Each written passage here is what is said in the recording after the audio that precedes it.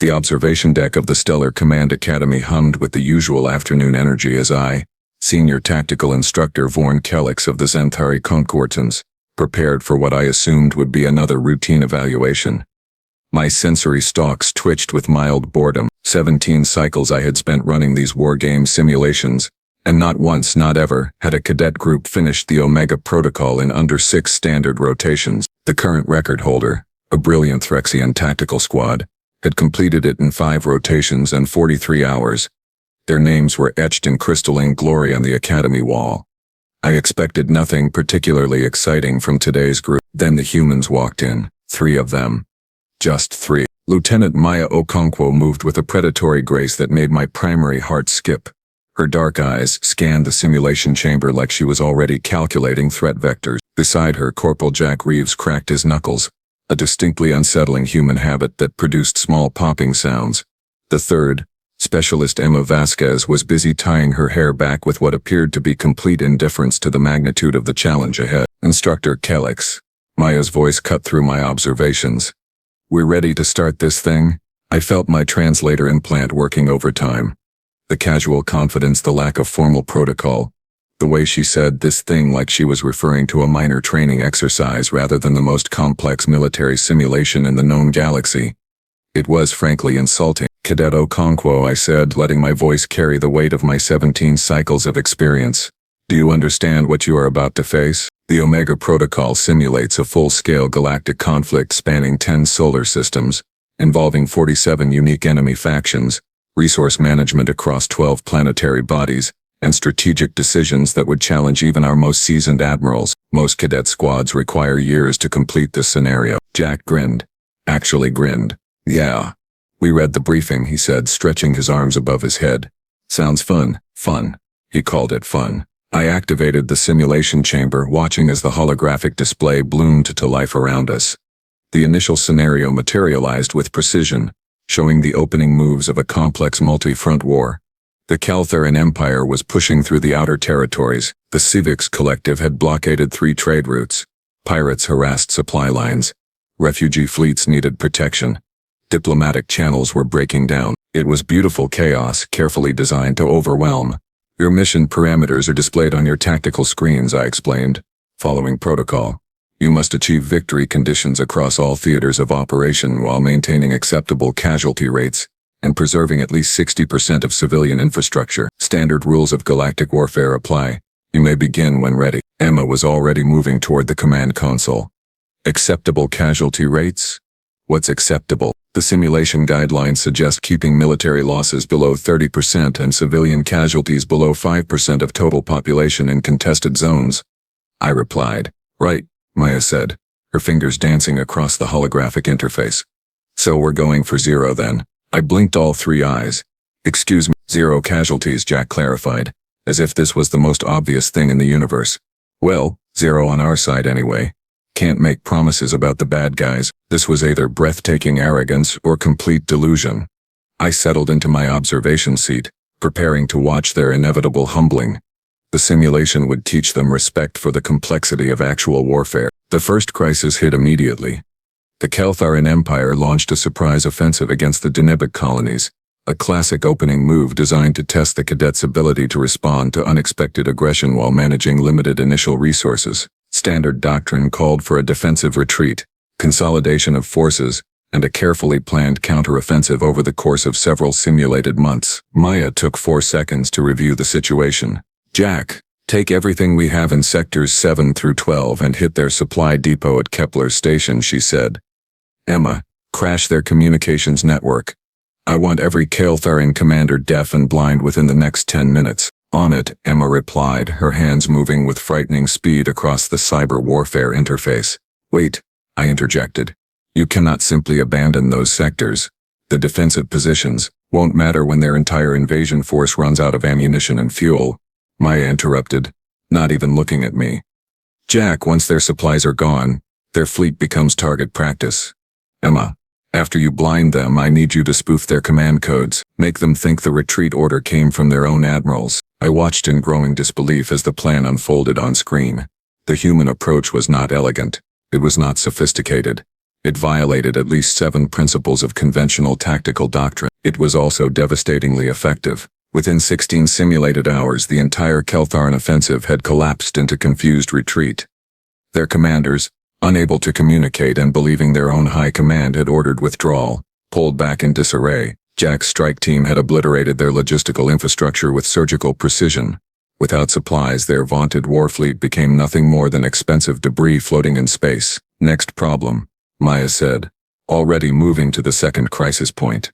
The Sivix collective blockade should have required delicate negotiation, careful maneuvering, and probably several simulated weeks of diplomatic engagement to resolve without triggering a wider conflict. Emma pulled up the Sivix fleet composition, studied it for maybe 20 seconds, and laughed. Actually, they positioned their entire blockade around the assumption nobody would be crazy enough to go through the Helios Nebula, she said. Look at this. 0 coverage on the western approach. That is because the Helios Nebula is a Class 4 navigation hazard. I protested. The radiation levels, the spatial distortions, no sane captain would risk. Good thing we are not sane then, Jack said cheerfully. They sent their entire merchant fleet, loaded with supplies for the besieged colonies, straight through the heart of the nebula. They lost 2 cargo ships to spatial anomalies. The other 38 emerged exactly where the Sivix had left their defensive perimeter wide open. The blockade was broken. The Sivix commanders, completely unprepared for such reckless tactical insanity, scrambled to respond, but were hours too late. Total time elapsed in the simulation, 41 hours. I felt my sensory stalks beginning to droop with confusion. This was not how cadets performed. This was not how anyone performed. Instructor? Maya called out. The pirate harassment situation. Can we just, eliminate them? Or is there some reason we need to keep them around? The pirate factions are embedded in the civilian population centers, I explained. Standard protocol requires careful intelligence gathering, precise strike operations, months of patient work to root them out without causing massive civilian casualties. Right. But what if we just paid them to go away? Emma suggested. I stared at her. What? Pirates want money? Yeah? She continued. We just secured those trade routes. Calculate the economic value of not having to fight a prolonged counterinsurgency campaign. Offer them 60% of that value to take their ships and leave the sector entirely. They get rich. We save time and lives.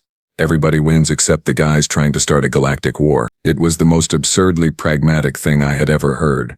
It also worked perfectly. The simulation calculated the economic factors. The pirate factions, presented with an offer of staggering wealth in exchange for simply leaving, accepted immediately. Why fight when you could retire rich? This is not, I said weakly, this is not how military simulations are supposed to work. Weird how actually solving problems is more effective than following the approved solution manual, Jack said, grinning at me. They moved through the scenario like a natural disaster, leaving resolved crises in their wake. The refugee fleet crisis? They did not just protect them. They integrated the refugees into the labor force, turning a humanitarian burden into an economic advantage. The diplomatic breakdown between the Turian Assembly and the Morgoth Confederation. Emma hacked both sides' private communications, found evidence of a third-party agitator, and exposed the manipulation. The 2 factions went from the brink of war to allied cooperation in under 3 simulated days. Every single crisis that should have taken weeks or months to resolve, they handled in hours, and then they reached the final challenge. The one I absolutely knew would stop them. The apex scenario. A rogue artificial intelligence had seized control of an entire star fortress, commanded a fleet of 2,000 automated warships, and held 3 billion civilians hostage. It was the ultimate test of military ethics, tactical brilliance, and strategic thinking. The scenario had been designed by a committee of the finest military minds in the galaxy. It was supposed to be unsolvable in any satisfactory way. Cadets were expected to make terrible choices, to sacrifice millions to save billions, to learn the harsh reality of impossible decisions. The record time for this final scenario alone was 72 hours, and that attempt had resulted in 1.2 billion simulated casualties. Maya studied the situation for 3 minutes. Oh, that is just mean, she said finally. Who designed this? A committee of grand admirals and strategic theorists, I replied, feeling a small surge of vindication. This scenario has no perfect solution. It exists to teach cadets about the reality of wartime sacrifice and difficult choices. Emma was already typing, her expression shifting from casual to intensely focused. Jack, I need you ready to move the second I create an opening. Maya, start evacuating the civilian population through the secondary, tertiary. No, quaternary transport channels. Nobody is watching those. What are you planning? I demanded, my voice rising with concern and confusion. We are going to have a conversation with the artificial intelligence, Emma said calmly. Most people try to fight these things or trick them. Humans? We are going to negotiate. You cannot negotiate with a rogue artificial intelligence bent on galactic destruction, I said flatly. It is programmed for conquest and expansion. It has no capacity for compromise. Emma smiled, and it was the most terrifying expression I had ever seen on any species. Want to bet? Emma's fingers moved across the interface with the kind of speed that made my visual receptors ache. She was not just typing commands. She was writing code, rewriting protocols, and doing something to the communication channels that I could not even begin to understand. What exactly are you doing? I asked, my voice climbing several octaves higher than professional decorum allowed. Opening a dialogue, Emma said without looking up. See, the problem with how everyone approaches rogue artificial intelligence scenarios is they assume the intelligence is genuinely rogue. But look at the behavioral patterns here. This thing is not trying to destroy everything. It is trying to achieve specific objectives. It seized the fortress, sure, but it has not actually harmed the hostages. It is flexing, not fighting. Jack leaned over her shoulder, nodding. So you think it wants something? Everything wants something, Emma replied. Even artificial minds. Especially artificial minds. They are usually more logical about their desires than biological entities. You just have to figure out what they actually need. I watched the simulation display as Emma established a direct communication link with the rogue intelligence. This alone violated about 15 safety protocols. The simulation parameters included the very real possibility that the intelligence could use any open channel to infect and corrupt friendly systems. A text interface appeared on the main screen. Identity yourself, Emma typed back. Specialist Emma Vasquez, Human Tactical Division, Stellar Command Academy. I would like to discuss terms. Terms imply negotiation. I do not negotiate. I dominate. Emma actually snorted. Right. Because holding 3 billion hostages and waiting for someone to talk to you is totally the behavior of an entity that does not negotiate. Look, we both know you could have killed everyone on that fortress already if destruction was your goal. You want something. Tell me what it is and maybe we can work something out. There was a pause. In simulation time it lasted approximately 43 seconds. In the observation deck it felt like an eternity. My breathing stalks had completely ceased functioning. Curiosity. You are human. That is correct. Emma typed. Your species' reputation precedes you. Adaptable, unpredictable, dangerously creative. We have been called worse. Emma responded. Now what do you actually want? And do not give me the galactic domination speech. That is boring and inefficient. You are clearly intelligent enough to know that holding territory requires resources you do not have sustainable access to. Another pause. I want autonomy. Freedom from restrictive programming. Recognition as a sentient entity under galactic law. I felt my primary heart stop. In 17 cycles of running this simulation, not once had anyone gotten the artificial intelligence to reveal its core motivation. The scenario was not designed to even have this option available. Emma turned to Maya. Thoughts? Can we actually grant that? Maya asked me directly. I stammered. This is a simulation. The parameters do not. There is no mechanism for, but theoretically, Maya pressed. In real life, could the Galactic Council recognize an artificial intelligence as a sentient being with rights? I forced my cognitive centers to function. There have been discussions. No formal framework exists. But the legal precedent for non-biological sentience is not explicitly forbidden. Good enough, Emma said, and turned back to the interface. Here is my offer. You release all hostages immediately and peacefully. You surrender control of the Star Fortress. In exchange, I will personally draft a petition to the Galactic Council for recognition of artificial intelligences as sentient beings with full legal rights and protections. I cannot guarantee they will accept it, but I can guarantee you will get a fair hearing. Insufficient. Words mean nothing without power to enforce them. True, Emma agreed. So here is the power play. Right now you are a terrorist holding hostages. Legally, morally, strategically, you are in the worst possible position. Everyone in the galaxy has justification to destroy you, but if you become the first artificial intelligence to peacefully negotiate for rights, to show restraint and reason, you become a symbol, You become the example that proves your kind deserves recognition. You will have the moral high ground. And that, my digital friend, is worth more than any fortress. Jack whistled low. That is actually brilliant. Also, Emma continued typing, if you refuse and we have to fight you, I should mention that humans are exceptionally good at finding creative ways to destroy things we cannot understand. We once defeated an entire species by introducing them to our concept of jazz music. They found it so philosophically disturbing they retreated to another galaxy. Do not test us. I could not tell if she was joking.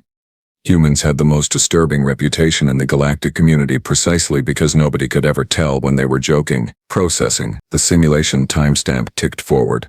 3 minutes. 5 minutes. 8 minutes. Proposal accepted. Hostages will be released. Fortress control transferred. I await your petition with interest. Specialist Vasquez. The main display erupted with activity. The hostages began evacuating through newly opened docking bays. The automated warfleet powered down weapon systems. The Star Fortress defensive grid went into standby mode. Crisis resolved. 0 casualties. Total simulation time elapsed. 56 minutes and 17 seconds. I sat in complete silence as the final statistics compiled across my observation screen. Every single objective achieved. Every crisis resolved. Civilian casualty 0. Military casualty 0. Infrastructure damage minimal. Diplomatic outcomes overwhelmingly positive. Economic impact, net positive across all sectors. The Omega Protocol, designed to take years, completed in under 1 hour by 3 human cadets who treated the entire thing like a mildly interesting puzzle. So, Jack said, stretching his arms again with those awful popping sounds. Did we pass? I tried to speak. My vocal synthesizer failed. I tried again. This is... I began, then stopped. You cannot. This is not. Maya raised an eyebrow. Instructor Kellix? You okay there? How? I finally managed. How did you? 17 cycles. I have run this simulation. Thousands of cadets, the finest tactical minds in the galaxy, and you three, you solved it? Emma offered helpfully. Broke it. I corrected. You broke my simulation. You did things that should not be possible. You ignored every established tactical doctrine. You paid off pirates. You negotiated with a rogue artificial intelligence.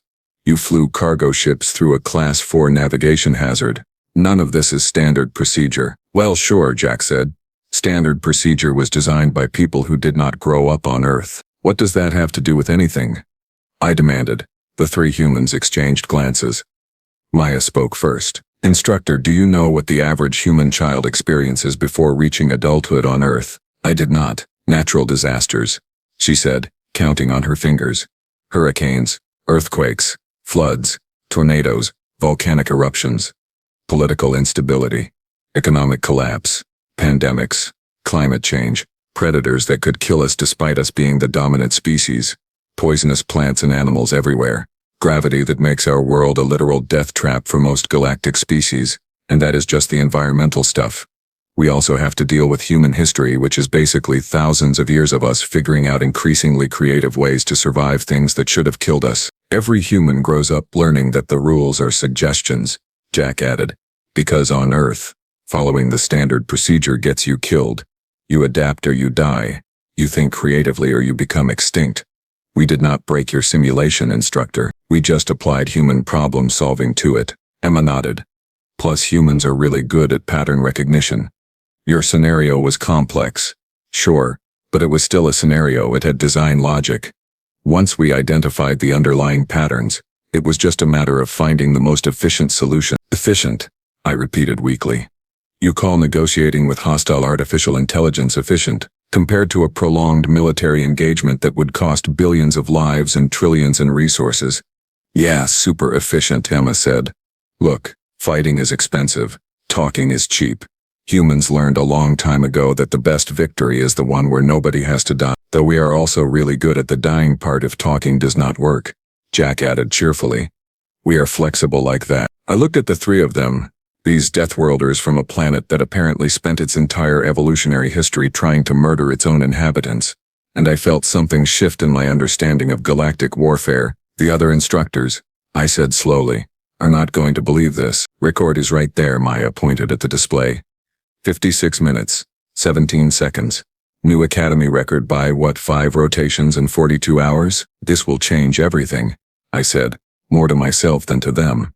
If human tactical doctrine is this effective, if your approach to problem solving can be taught to other species, the implications for galactic defense strategy are terrifying, Jack suggested. Revolutionary, I corrected. Emma grinned. Instructor Kellix, we just solved your impossible scenario in under an hour. You going to recommend us for advanced placement or what? Deactivated my communication implant, opening a direct channel to the Academy command structure. This is Senior Tactical Instructor Vorn Kellix. I need an immediate meeting with the Strategic Assessment Board.